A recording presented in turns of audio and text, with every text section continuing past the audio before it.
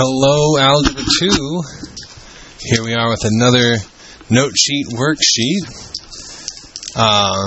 First couple problems here, just recapping what the new stuff was yesterday. New stuff yesterday was factoring a three-term quartic. When it's x to the fourth, there's no x cubed term. Then you have x to the second, and there's no x to the first term. And then you got your regular number term. Okay, your constant there. And our pattern with that is we're going to pretend like it's our normal, like x squared ones. And we're still going to try to use our magic x. What's going to multiply to 20? What's going to add to negative 9?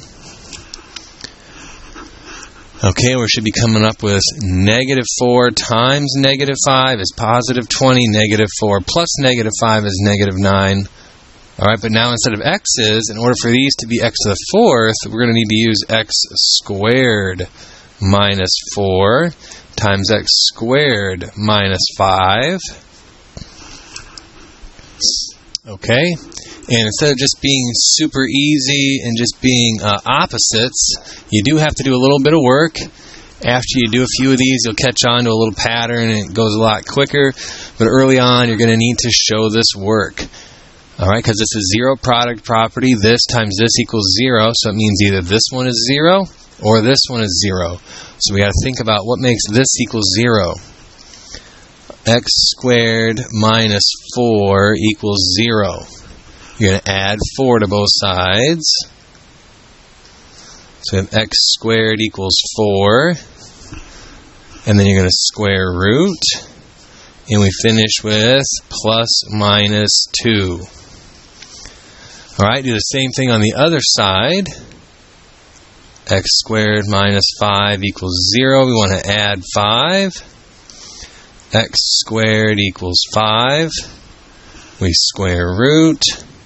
And we get, now we can't do anything with reducing that 5, so it's just going to be plus minus radical 5. Alright, be on the lookout for radicals that aren't perfect, but that you could reduce, like the square root of 8. Be on the lookout for imaginaries. Okay, all kinds of fun stuff to be had here. Alright, then you have, what do we got there? 5 more of those, 6 total. And then down here in the middle, we have this nice, just regular x squared factoring. Wow, that looks like fun. But it's also kind of out of place. Like, isn't this too easy? Shouldn't we be past this? I don't know, but I'm going to take it because this one's fun.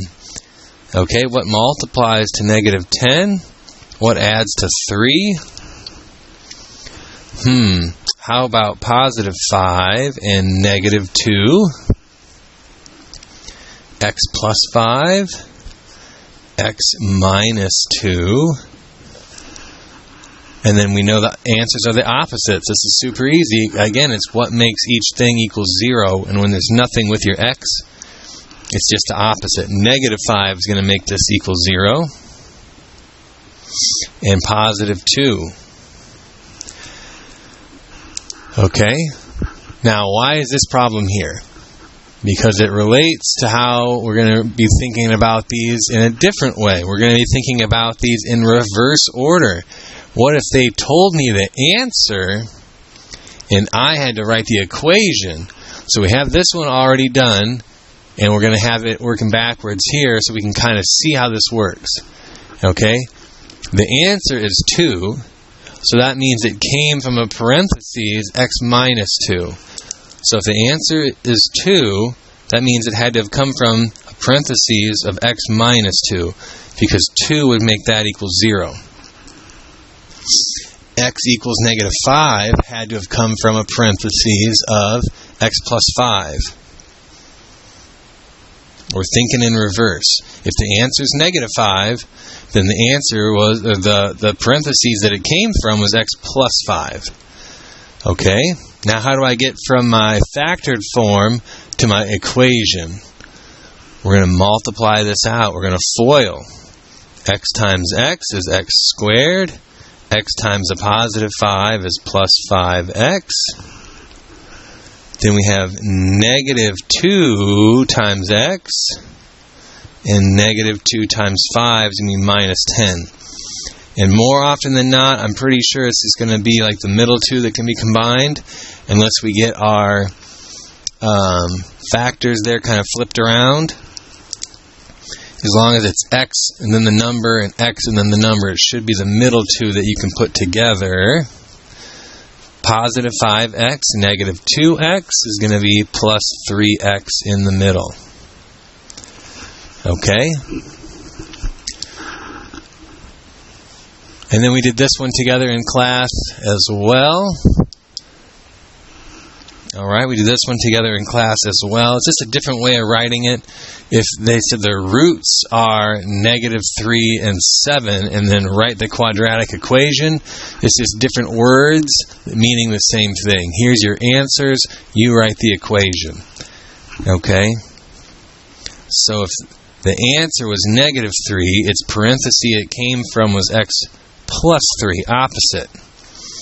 If the answer is positive 7, it came from a parenthesis of x minus 7.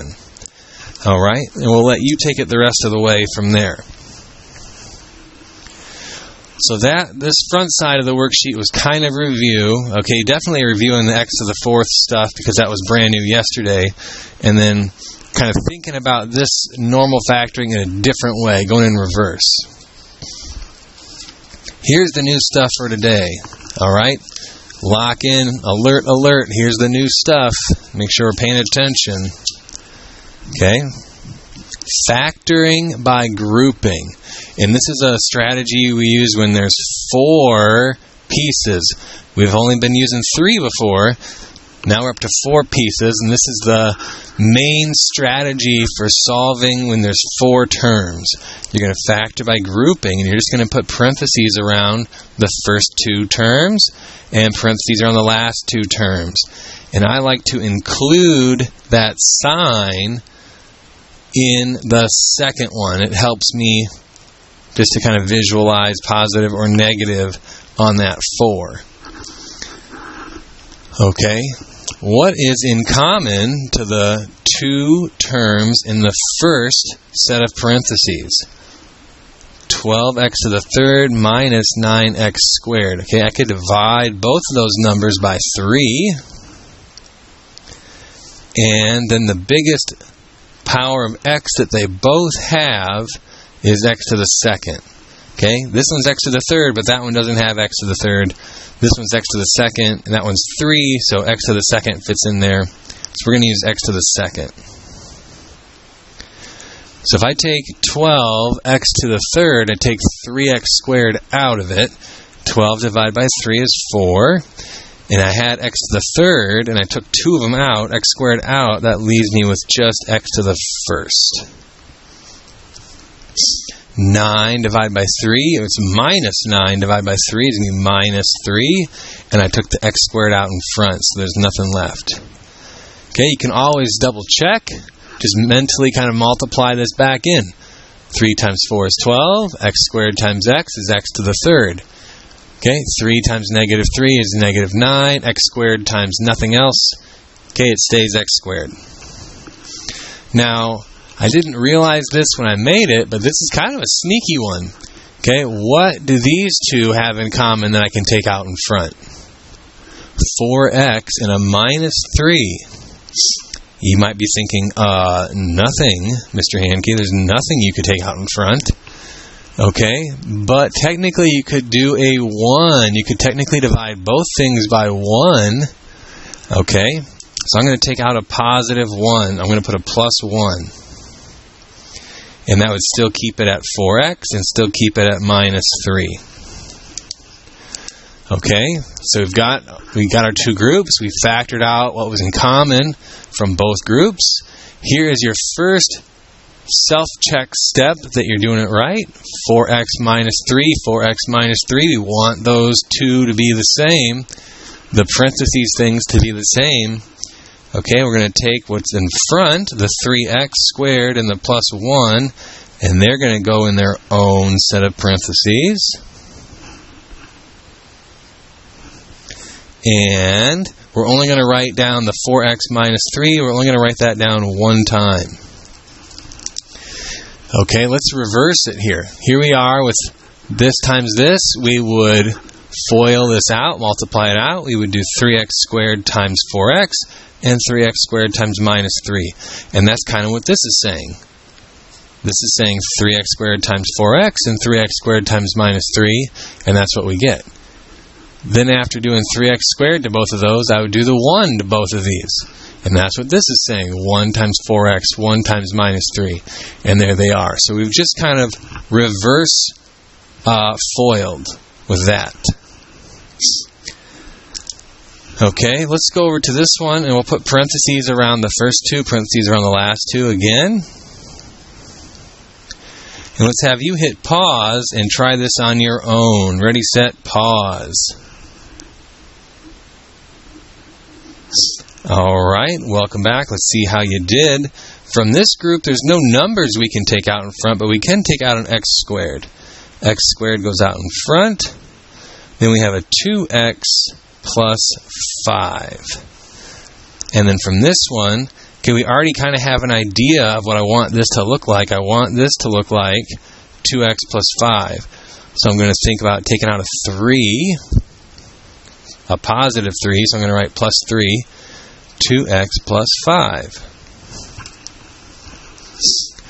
Okay, there we go, the 2 in front, x squared plus 3 go together. And then when the 2x plus 5. All right. One more together here with this one. We have multiple letters. Ooh, scary. Still the same idea. 2 parentheses there. We got parentheses here. And again, I like to include that sign in the second grouping. 12xy minus 28x.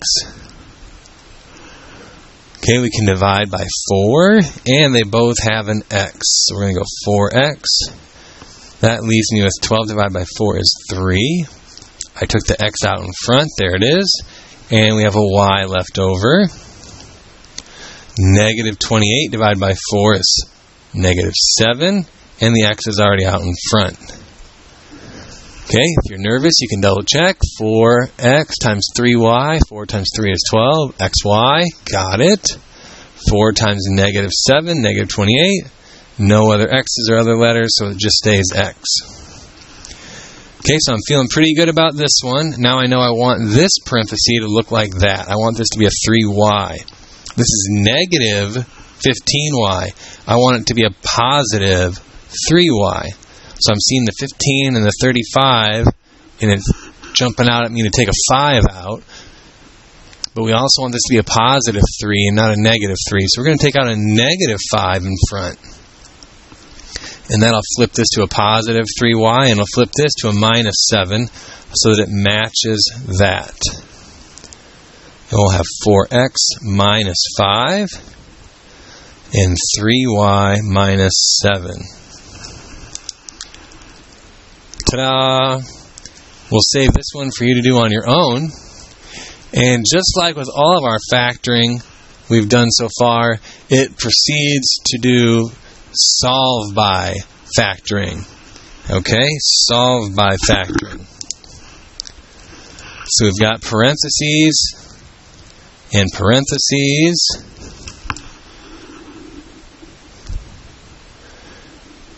Okay, x to the third plus 3x squared. What can I take out of both? No numbers, but I can take out some x's. We can take out x squared out of both. X plus 3. Oh, this one's a little bit easier. The last one is kind of tricky with the negative because they're both, because one's negative, one's positive. When they're both negative like this, it's a lot less likely to sneak past you. You're more likely to catch it. Okay, I want this to be a positive x and a positive 3. That's a negative and a negative. So it's a little bit more obvious that we're going to try to take out a negative 4, and that's going to leave us with a positive x and then a positive 3. And we regroup.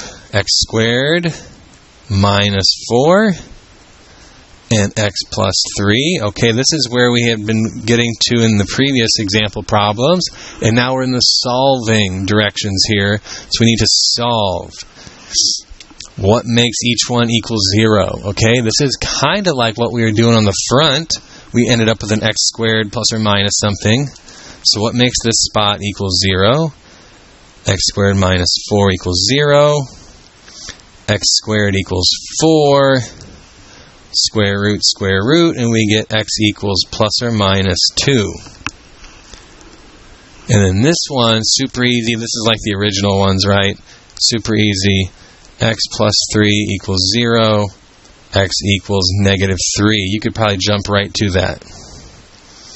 So we got negative 3, and we got plus or minus 2. 1, 2, 3 answers, right? Positive 2, negative 2. There's 2 answers there. There's 1 answer here. That's 3 answers total. X to the third.